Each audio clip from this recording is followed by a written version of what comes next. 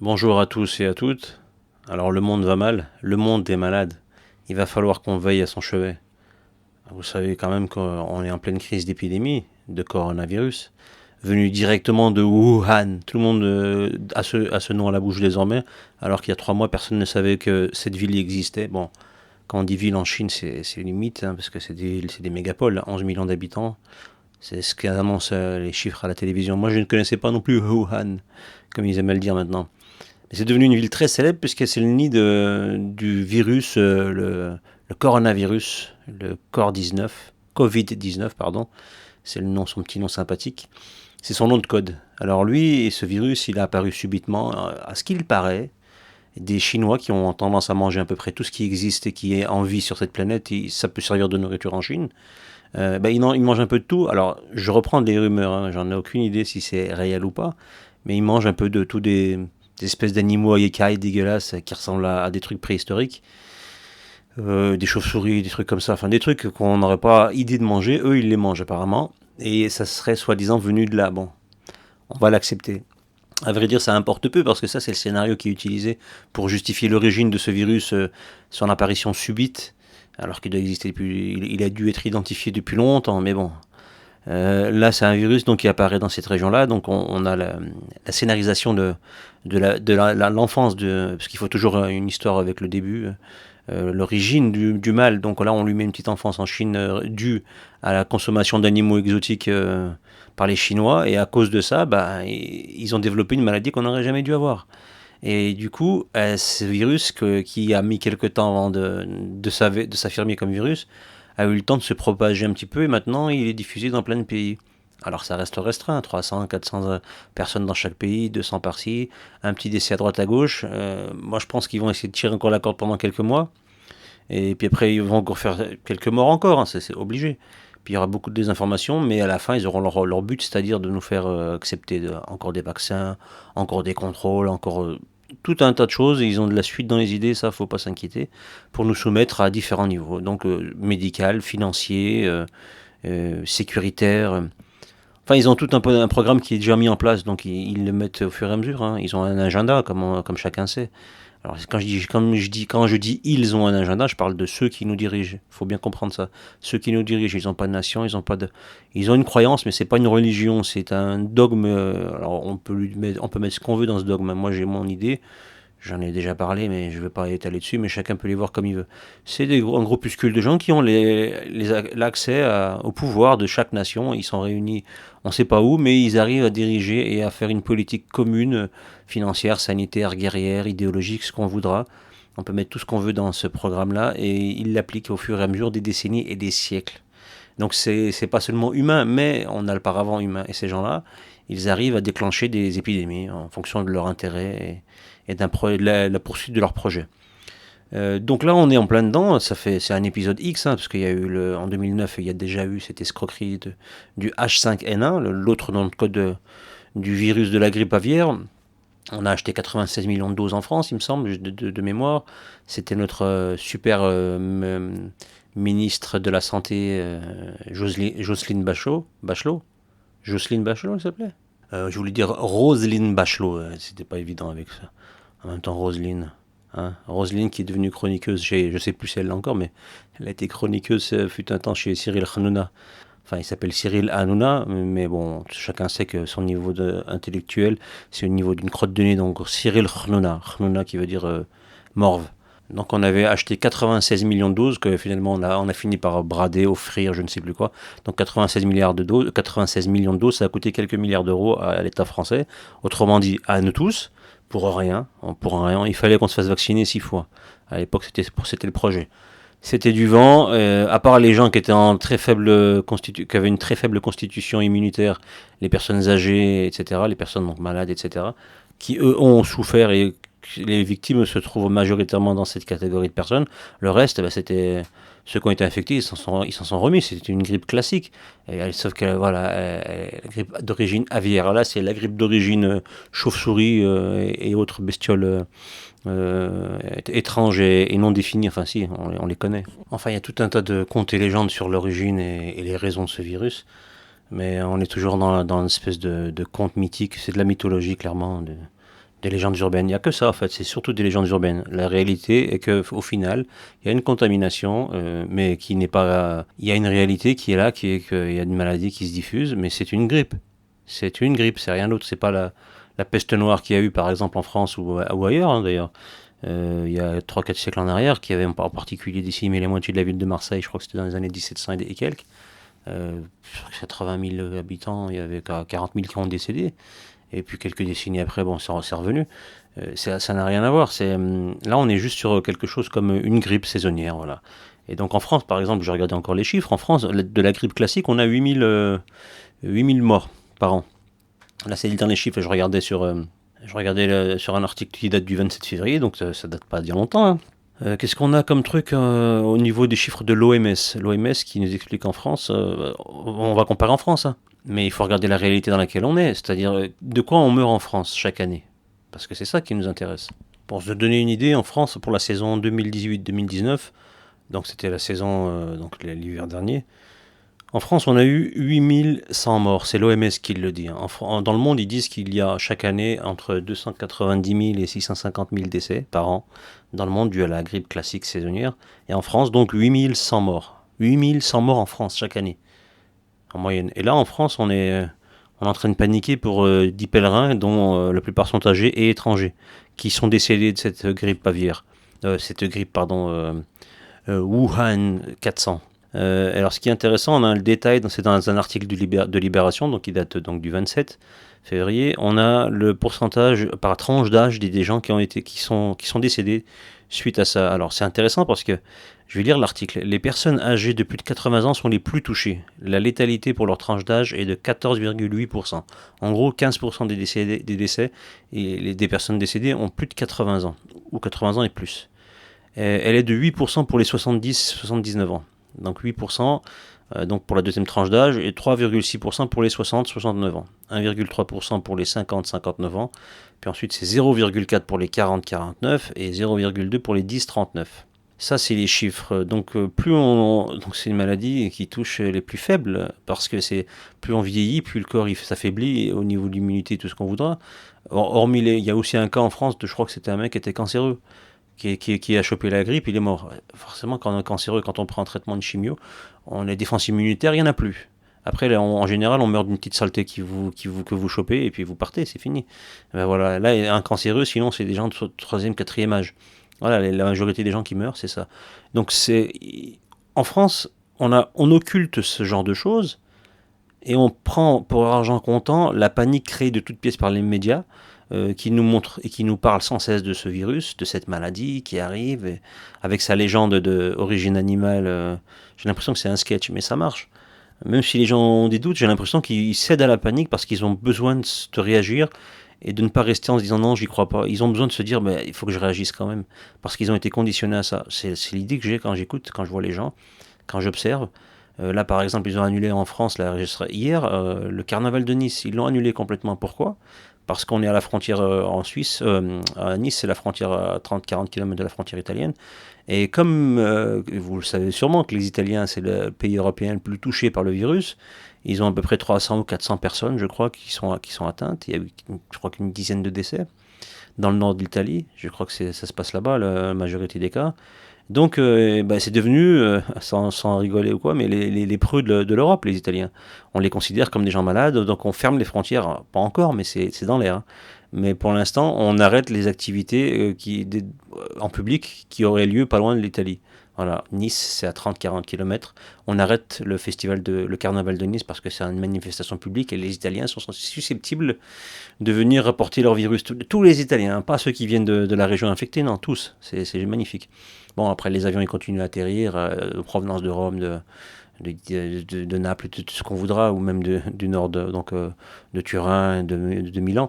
Mais bon, ça, si on annule une manifestation, ça suffira à protéger. C'est juste ridicule, surtout que voilà, avec ce que j'ai énoncé avant, ça touche que les personnes âgées. C'est une grippe, alors elle est peut-être plus résistante, machin, tout ça. Mais j'ai déjà eu la grippe, je connais des gens qui ont eu la grippe, on connaît tous des gens qui ont eu la grippe, ou d'autres maladies un peu plus fortes, hein, mais la grippe en l'occurrence, tout le monde connaît. Et tout le monde peut observer les gens qui l'ont, et peut-être que vous connaissez des gens dans votre entourage qui sont décédés d'une grippe. Donc vous voyez que c'est rarement des jeunes et que les grippes, elles existent depuis toujours. L'humain vit avec la grippe chaque hiver. Donc pourquoi s'affoler? Parce qu'on nous le répète aux infos, voilà. Là, il y a le journal il y a 3 jours, je ne sais plus c'était combien, le 25 ou le 26 février. J'ai regardé le journal de France 2 de Anne-Sophie Lapix, ou Lapix, je ne sais plus comment on dit. De 20 heures, alors j'ai regardé juste pour voir un peu la méthodologie de mise en panique des citoyens. Si vous regardez ce journal, si vous l'avez peut-être regardé, de 20 heures à 20h50, et j'ai bien regardé l'heure, il y a eu 25 minutes non-stop de coronavirus, à toutes les sauces. Toutes les sauces, les gens qui sont hospitalisés, les morts, les problèmes de contamination, comment on se faisait contaminer, les pénuries des masques, etc., machin, etc., tout. Et on a eu l'information aussi que il y avait donc une annulation d'un match de rugby, c'est Irlande-Italie, si je ne dis pas de bêtises, qui devait avoir lieu prochainement, qui a été annulé. Même les rugbymen italiens, apparemment, ils sont contaminants, ils sont atteints du coronavirus. Donc, on ne peut pas jouer avec eux. Là, hier, il y a eu le match de Lyon en Ligue des Champions contre la Juventus de Turin. Les Italiens sont arrivés. Je pense pas qu'il y a. On verra, hein, peut-être dans quelques jours, on verra qu'il y a une petite épidémie qui s'est déclarée dans la région lyonnaise. On verra. Bon, elle serait déclarée dans toute l'Italie avant, mais c'est marrant parce que et chez eux, ils se contaminent pas tous, mais s'ils viennent à vous visiter, ils vont contaminer tout le monde. Peut-être qu'on sera tous contaminés, hein, au point où on en est. De toute façon, l'épidémie de la grippe, c'est mondial. Donc une grippe de plus ou de moins, ça va faire une grippe. Et voilà, on aura ça à notre collection de grippes dans l'histoire humaine. Il n'y a rien de nouveau sous le soleil. Et donc, les Italiens, comme je disais, c'est devenu des lépreux. Donc on a peur d'eux maintenant. C'est les lépreux de l'Europe. C'est drôle, hein. Bientôt ce sera nous aussi, hein. On va tous devenir les lépreux des uns et des autres. Il faut les mettre à part. Il faut les mettre dans l'île du diable. Pendant l'époque des bagnes en Guyane, donc on a envoyé Saint-Laurent-du-Maroni les bagnards. Et on avait aussi, pour les lépreux, parce que les lèpres elles faisaient des ravages à l'époque, ils avaient une île au milieu du fleuve Saint-Laurent. Il y avait une île qu'on appelait l'île du diable où on mettait tous les lépreux. Donc c'était horrible, c'était des bagnards, mais ils avaient double peine, eux ils avaient en plus la lèpre. Donc ils étaient entre eux. Donc c'était, voilà, on va avoir ça, une île du diable, l'île du diable dans l'Europe. Pour l'instant c'est l'Italie. Et puis après ça va venir, ça va un peu s'étaler, puis on verra bien jusqu'où ça va aller. Est-ce qu'on sera tous les lépreux de tout le monde? On ne sait pas. Enfin c'est de la connerie sans nom, mais on est bien, on est très bien. On est des moutons. Moi qui pensais sincèrement, vraiment, qu'on avait un minimum de personnes éveillées dans ce pays, et quand je dis minimum de personnes éveillées, je ne parle pas seulement de ceux qui se renseignent un minimum, qui évitent les médias mainstream et qui recherchent aussi bien sur le net que dans les ouvrages, que par des études, par des recherches scientifiques ou par des biais parallèles autres que ce qu'on nous met sous le nez, de s'informer et de se renseigner. Et je pensais qu'il y avait quand même beaucoup de gens qui étaient un peu informés, qui arrivaient à avoir des informations pertinentes et à avoir une réflexion d'eux-mêmes, de savoir ce qui est bien ou pas, si c'est vrai ou faux. J'ai l'impression que non, il n'y en a pas tant que ça. Il y a beaucoup, beaucoup, beaucoup de gens qui sont manipulables encore maintenant. Et peut-être même que dans ce lot-là, il y a beaucoup de gens qui pensaient être informés suffisamment de la manipulation de notre société, de notre monde. Mais même ceux-là, je pense qu'ils tombent quand même dans le panneau par panique, par moutonisme, par suivisme, quoi, tout simplement. Et c'est ça qui est consternant, c'est-à-dire qu'on est quand même cerné de moutons, quoi, à tous les niveaux. Moi, je le vois dans mon entourage, je le vois quand je lis sur les réseaux sociaux, il y a beaucoup de gens, pas que, hein, sur la presse, là où on peut commenter. Donc après, on peut dire tout et n'importe quoi, mais il y a des gens quand même qui disent un peu ce qu'ils pensent sur certaines choses. Et concernant le coronavirus, c'est consternant. Les gens sont vraiment des moutons. Pour les Français, c'est donc des moujons. C'est corvéable à merci, manipulable à souhait. Et c'est même, on peut rajouter le côté autruche, parce qu'en plus, il met la tête dans le trou, il veut pas voir ce qui se passe. Quand il voit la vérité, il se dit non, c'est trop, non, je peux pas accepter. Je mets la tête dans le trou et je fais le mouton. Donc, il faudra trouver un nouveau terme, mouton, pigeon et autruche à la fois. On va pas dire le mouton, on va dire le moutruche. Ouais, c'est un mouton et une autruche. Ouais, c'est peut-être mieux, parce que le pigeon, encore lui, bon, il vole, il peut encore voler, l'autruche elle vole pas, elle court et puis elle se cache dès qu'elle veut pas voir la réalité en face. Bon, c'est pas la réalité scientifique du comportement de l'autruche, mais c'est celui qu'on accepte tous. Donc on est entouré de moutruches. Voilà. En France, on a ça, c'est une nouvelle espèce qui va faire des ravages parce qu'on va se faire bananer les années encore à venir. Et donc pour l'idée de parler de ça, c'était pas spécialement pour faire ce bilan, ce constat que tout le monde peut faire. C'est qu'il y a une info intéressante qui est sortie depuis quelques jours en France, qui circule depuis quelques semaines dans la sphère anglophone. Et là, récemment, il y a eu pas mal d'articles qui ont fait écho d'un livre qui est sorti. Alors, il y a eu une première édition en 1981, une deuxième en 89, qui s'intitule The Eyes of Darkness. Et ce livre, il a une particularité, c'est qu'il parle du coronavirus. Il donne des informations très très précises. Il explique, donc il donne le nom, il explique qu'un virus va sortir de Chine, qui s'échapperait donc et qui ensuite contaminerait les gens, ce serait une pandémie mondiale. Et donc c'est précis parce qu'il parle de Wuhan 400, on est en plein dedans, là, ça s'appelle comme ça.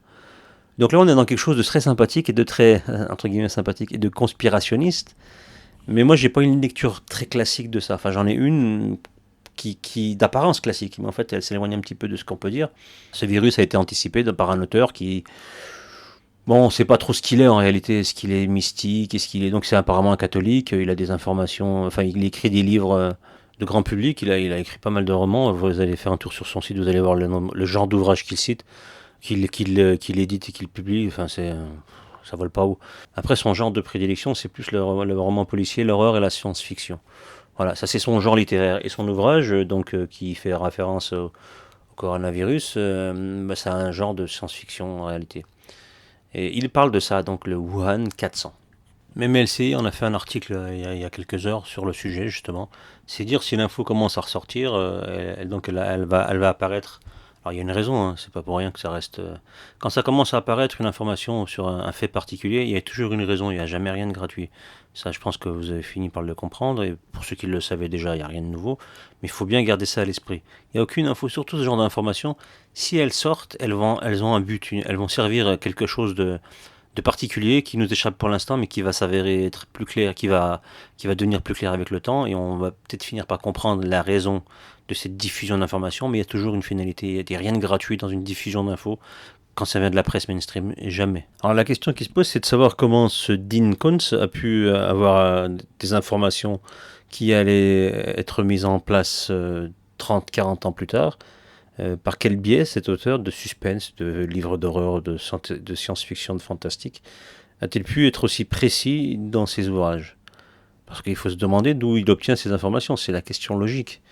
Alors, il n'y a pas 150 solutions. Moi, de mon point de vue, hein, c'est là où je diverge de beaucoup de gens, c'est qu'il a, soit par sa pratique, c'est-à-dire qu'il se déclare comme catholique, chrétien catholique.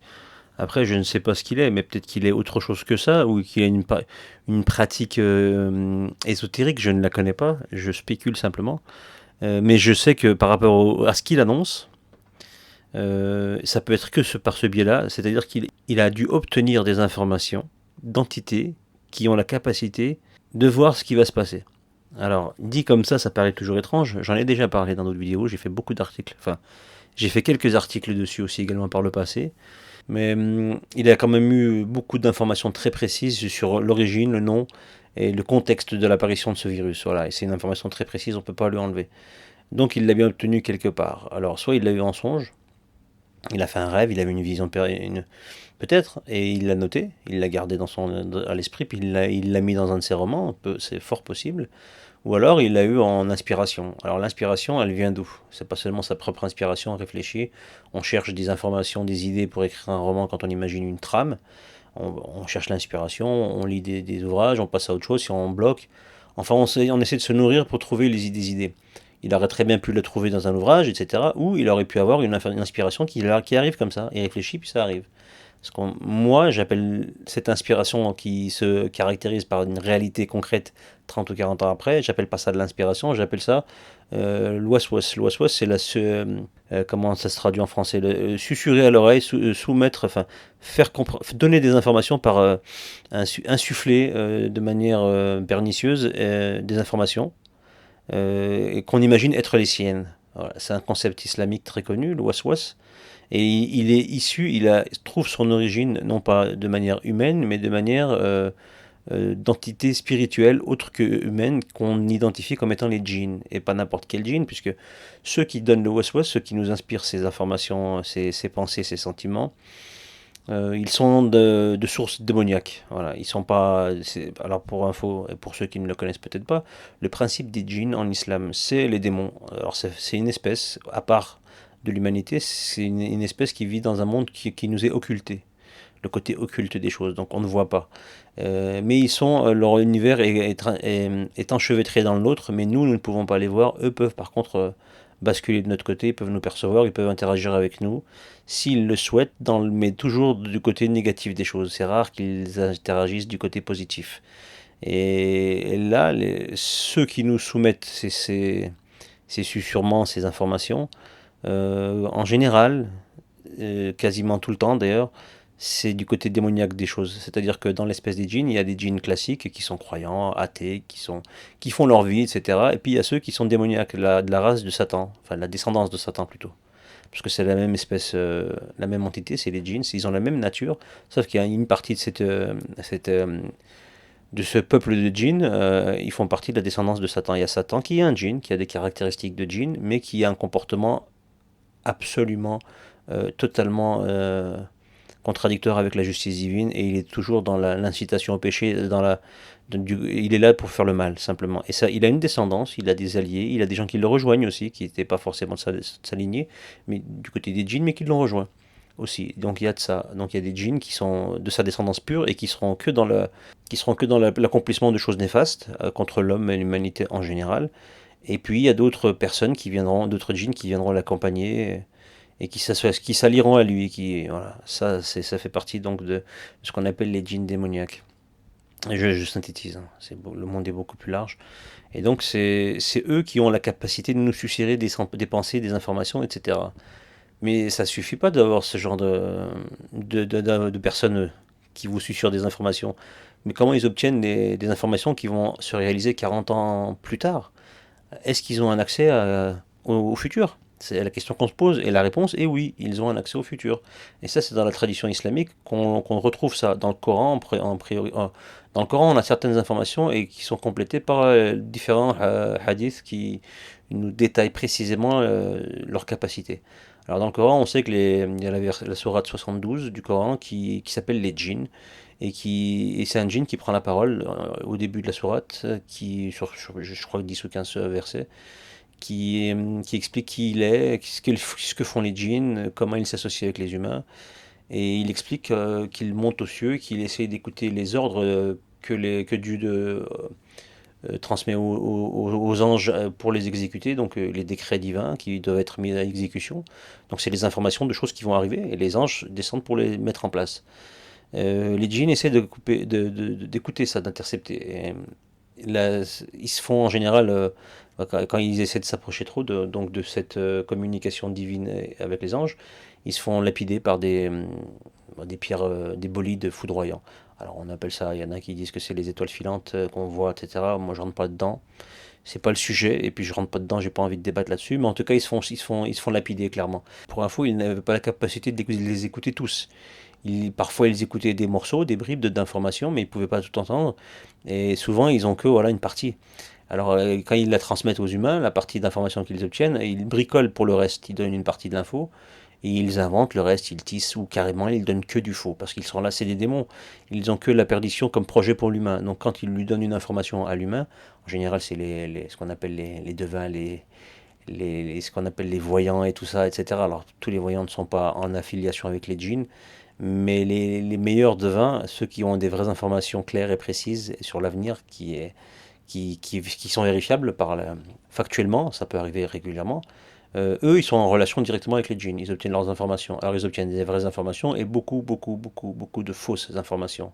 C'est le but, hein, des djinns. Donc ça, c'est un des pièges des djinns qui vous donnent des informations, et c'est comme ça donc que les humains, ceux qui obtiennent, et c'est comme ça qu'ils obtiennent donc leur scoop de choses qui vont se mettre en place réellement sur le terrain 10, 30, 50, 100 ans plus tard. Donc peut-être que les ordres divins qui sont interceptés, et ça, tout ça, c'est intercepté, c'est pas à l'insu de Dieu, Dieu le sait parfaitement. Faut pas l'oublier, ça fait partie du plan divin. Et il y a un remède contre ça, donc, mais c'est pas un souci.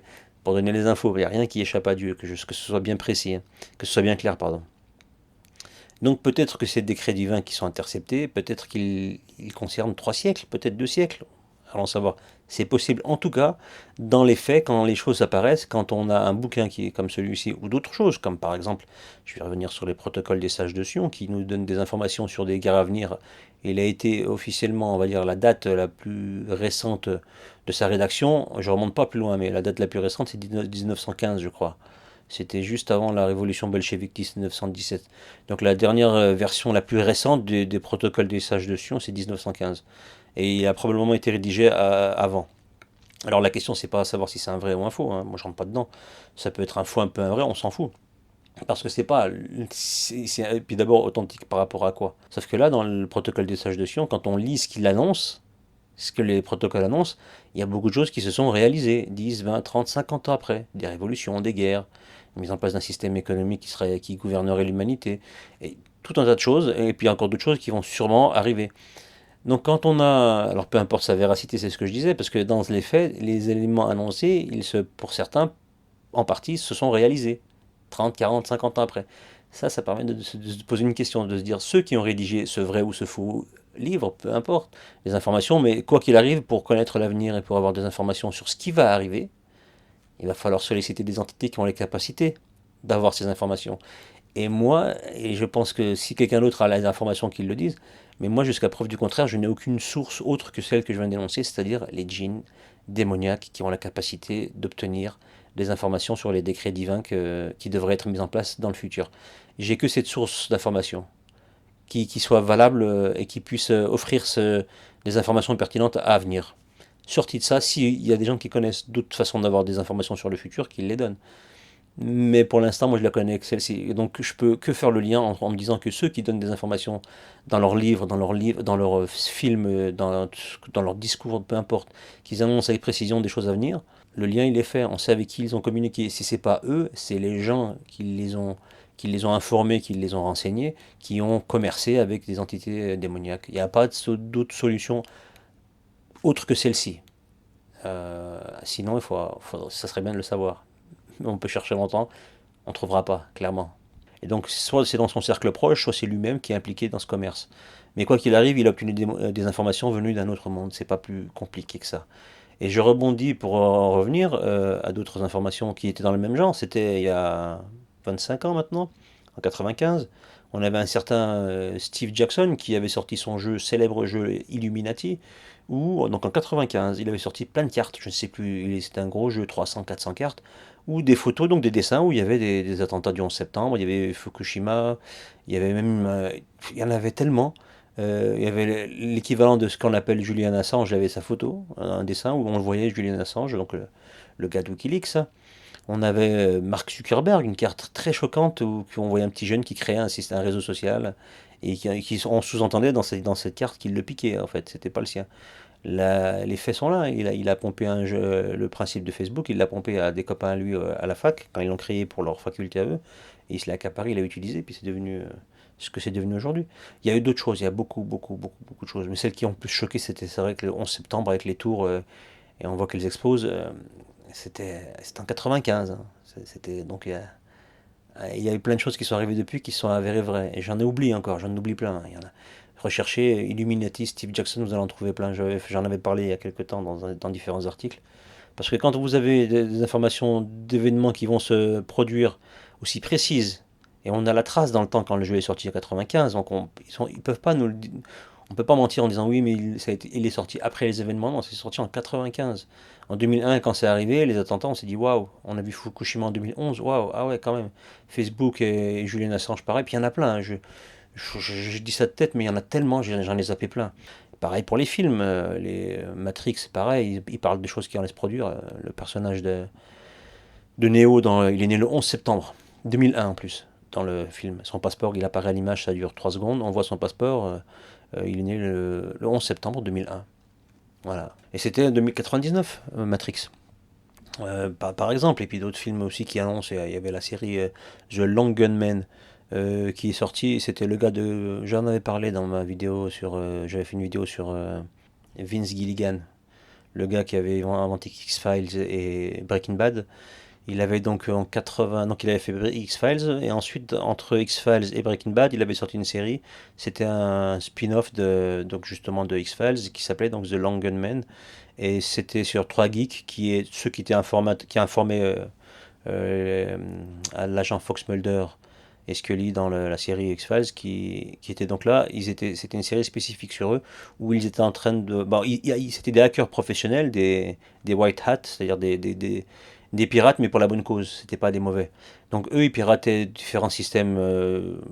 Bon, ils avaient la capacité d'avoir plein d'informations. Et dans un épisode qui était diffusé, je crois, 6 mois avant ou un an avant les attentats du 11 septembre, si c'était 6 mois avant, c'était en avril 2001, il y a un épisode où on voit des pilotes de l'air qui détournent un avion qui devait scratcher dans les tours du 11 septembre. Et en fait, l'avion, il avance, il va se rentrer, il approche de Manhattan, et là, il y a un avion, pas deux. Et il s'approche des tours, et au moment où il va frapper les tours, on le commande à distance, je ne sais plus comment ça se termine, et je ne sais plus comment on arrive à prendre les commandes à distance de l'avion, et le Boeing, il passe au-dessus, de in extremis. Et donc on a compris, et ça c'était le avril 2001. C'est sorti, c'était diffusé aux États-Unis en avril 2001. Tout était pareil, donc groupuscule islamique qui avait prévu de faire ça, etc. J'oublie un peu les détails, mais c'était ça. Et ils annonçaient une attaque, sauf que là, le film, on évite. Dans la réalité, elles sont rentrées. Alors, je rentre pas dans le truc, pas avion, machin, ceci, cela, hologramme, ça je rentre même pas dedans.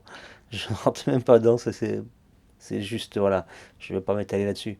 Simplement, on a quand même quelque chose de magnifique qui est arrivé quelques mois après et qui a scotché tout le monde.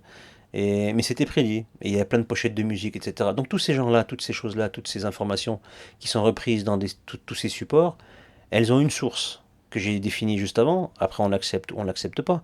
Moi, en tant que croyant et en tant que musulman, j'ai des informations qui me sont données par ma pratique, par ma religion. J'essaie de les utiliser à bon escient. Et je pense qu'hormis l'islam, on n'a pas de source d'informations qui permettent de décrypter ça, ces événements, de donner un nom à ce qui se passe et comment ça fonctionne. Comment on peut annoncer ça? Qui peut annoncer ça? Tous ces gens-là qui travaillent dans l'industrie musicale, cinématographique, hein, littéraire, etc., qui donnent toutes ces informations-là, ils sont en lien indirect ou direct, conscient ou pas, mais ils sont en lien avec les démons. Donc quand vous voyez toutes ces œuvres de fiction créées, ou ces auteurs, ou ces sociétés de production, posez-vous la question de savoir pour qui ils travaillent, avec qui ils bossent, et quel est leur projet. À part la distraction, ça c'est la distraction, c'est le premier projet, pour présenter aux gens, mais il y a un autre projet derrière. Et celui-ci, il est plutôt sinistre. Et donc il va falloir se méfier. Donc que de se poser des questions, c'est bien de se poser des questions de comment on obtient les choses, etc. Et d'aller partout, partout, sauf là où c'est évident, c'est-à-dire notre ennemi à nous, c'est-à-dire Satan. Et Satan, il a des projets pour nous qui sont plutôt donc sombres et plutôt morbides pour nous. Et il le fait, il les réalise par la ruse. Et sa ruse à lui, c'est que lui et ses acolytes, ils sont invisibles. Ils n'apparaissent pas à nos yeux, alors qu'ils sont réellement là. Et nous, on se fait leurrer par ça. On ne croit que ce qu'on voit, parce que c'est ce qu'on nous a mis dans l'esprit cartésien occidental. On a évacué le spirituel et la possibilité d'avoir d'autres intelligences douées de libre arbitre que les humains. On a évacué ça. Nous sommes seuls sur la Terre. Personne d'autre vit sur cette planète. Par contre, on cherche d'autres entités vivantes dans l'espace. Mais les entités qui cohabitent avec nous sur cette planète, on les a chassées, on les a évacuées pour nous faire regarder ailleurs, alors qu'ils sont à côté de nous. On voit leurs méfaits, mais on ignore, on ne fait pas le lien, parce qu'on nous a coupé cette capacité de le faire. Et là, à l'heure actuelle, à part l'islam, je ne vois pas où on peut trouver cette possibilité de faire cette connexion. Si on sort de ça, et beaucoup de gens le sortent de ça, il continue à patauger, il patauge, il patauge, il patauge. La seule personne que moi j'estime être dans le juste, alors qu'il n'est pas du tout, il n'était pas, il est décédé depuis 25 ans, 20 ans maintenant, un peu moins. Non, il est décédé en 2009, ça fait 11 ans, pardon. Qui était non musulman, qui était très perspicace, qui avait une grande érudition de ceux avec qui nous vivons sur cette planète, et il avait levé le lièvre bien avant tout le monde dans les années 70, et aux grandes dames de plein de gens d'ailleurs. Il est resté relativement anonyme, à ma connaissance, c'est John Keel. John Keel, K-E-E-L, qui est décédé donc en 2009. Lui, il a fait des différents ouvrages, il a traité de l'histoire, il a traité des extraterrestres, mais pas dans le sens classique du terme. Il a expliqué qui ils étaient réellement. Il a réussi à les démystifier. Et il a parlé donc des ovnis, des petits hommes gris, des Men in Black, ce qu'on appelle les Men in Black, donc les hommes noirs. Il a réussi à lever le lièvre en réalité. Et il a vraiment détaillé les choses. Et il est resté relativement anonyme dans la sphère francophone. Dans la sphère anglophone, il est assez connu, mais c'est pas ses travaux qui ressortent le plus en réalité. On est toujours en train de parler d'entités intelligentes, extraterrestres venues d'ailleurs, alors que lui, il les appelle les intra-humains. C'est des intraterrestres, pardon. C'est des gens qui vivent sur Terre. Ils viennent pas d'une autre planète, ils sont sur notre planète. On les définit comme étant les djinns, comme je l'ai défini plutôt dans cette vidéo. Lui, il utilise juste un terme différent, mais c'est la même chose. Il a expliqué qui ils étaient, comment ils fonctionnaient, leur manipulation, leur ruse, leur haine du genre humain, etc. Et dans l'islam, on a ça. On a le fait qu'ils vont nous manipuler. Et on a la définition du plan de Satan dans le Coran, dans différents versets, dans différentes sourates, pardon, détaillées dans plusieurs versets. Donc il faut lire tout le Coran pour trouver les sujets traitant de cela, du plan de Satan.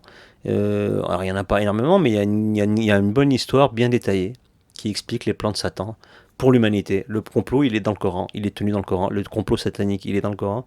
Et il est très clair, il est en train de se réaliser.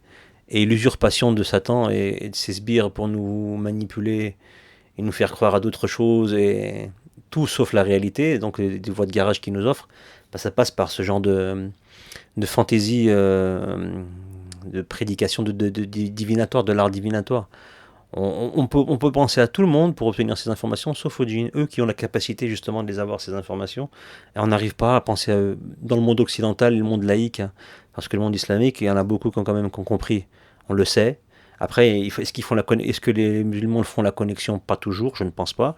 Parce que moi-même, quand j'en parle dans mon entourage, et Dieu sait que j'en connais des musulmans, j'ai ma famille, ils sont musulmans, j'ai beaucoup d'amis qui sont musulmans, et j'en étonne toujours plus d'un quand je parle de ça, quand je rentre un peu dans les détails, quand on a des débats là-dessus. Ils découvrent des choses, alors ils connaissaient certaines choses, mais quand on rentre un peu dedans, ah d'accord, ils percutent, ils se disent, ah oui, c'est vrai, ils ne se sont pas posé la question plus que ça. Je trouve ça triste, moi de mon point de vue. Mais il n'est jamais trop tard pour le faire, pour donner des informations. Donc moi je donne mon point de vue sur cet élément-là, puisqu'il est d'actualité, le coronavirus. On rebondit sur Steve Jackson et cette fumisterie, tous les films d'Hollywood et les livres, etc. Et pas que, mais pour ne citer que les plus connus, des ouvrages et des productions américaines. D'ailleurs, c'est souvent eux qui les font, les prédictions, et c'est souvent eux qui les diffusent au plus grand nombre, puisque c'est le cinéma le plus puissant et qui a le plus d'accès au monde, au marché mondiaux. Donc c'est les plus diffusés, donc c'est le message qui prime avant les autres. Mais c'est pas pour autant qu'ils ont l'exclusivité du commerce avec les entités démoniaques, absolument pas. Et c'est quelque chose de mondial.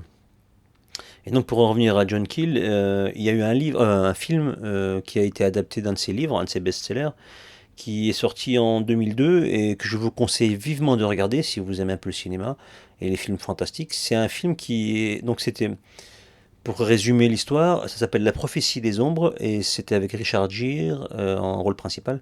Donc il a fait une enquête sur un événement qui s'est passé dans les années 60 dans un état, je ne me rappelle plus, dans le Maine ou je ne sais plus où, aux États-Unis, où il y a eu un certain nombre de catastrophes qui sont arrivées en quelque temps. Et avant chaque événement catastrophique qui allait se produire dans cette ville, il y avait l'apparition d'une espèce ce qu'on appelle the Mothman. C'était un homme papillon, un homme étrange, qui apparaissait avec des yeux bien rouges et d'une grande taille. Il apparaissait dans la forêt, un peu en hauteur, où il apparaissait comme ça aux gens du village. Et il est assez terrifiant. Et avant chaque événement catastrophique, il a apparu dans cette région-là, et les gens l'ont vu. L'homme papillon, donc The Mothman. Et ça a fait, il a fait un livre là-dessus, il a fait une enquête là-dessus, au moment des faits. Et il en a fait un livre qui a marché, et on l'a adapté au cinéma dans les années 2000, qui s'appelle La prophétie des ombres. Donc je le conseille fortement, très très bon thriller, mais inspiré d'une histoire vraie. Après, ça est romancé dans le film, mais les éléments sont là, hein, les éléments principaux sont là. Et en plus, c'est un bon film, si vous aimez ça. Donc voilà, pour parler de ça. Donc comment les humains obtiennent des informations et comment ils peuvent être perspicaces et précis. Ils obtiennent en partie des vraies informations. Après le reste, ils tissent beaucoup de mensonges, donc il ne faut pas prendre tout à la lettre. Bah, c'est par ce biais-là. Voilà. Donc à tous nos chers amis qui cherchent ailleurs, ils vont chercher longtemps, mais pas pour grand-chose. La réponse, elle est unique, elle est précise, elle est claire. Et après, si on veut pas l'avoir, on peut, mais on va passer son temps à brasser de l'air. Et voilà. Et donc, je vous souhaite une très bonne journée, soirée, nuit, matin, ce que vous voudrez. Le meilleur à vous tous, la santé, la prospérité, pas de coronavirus et que Dieu vous garde.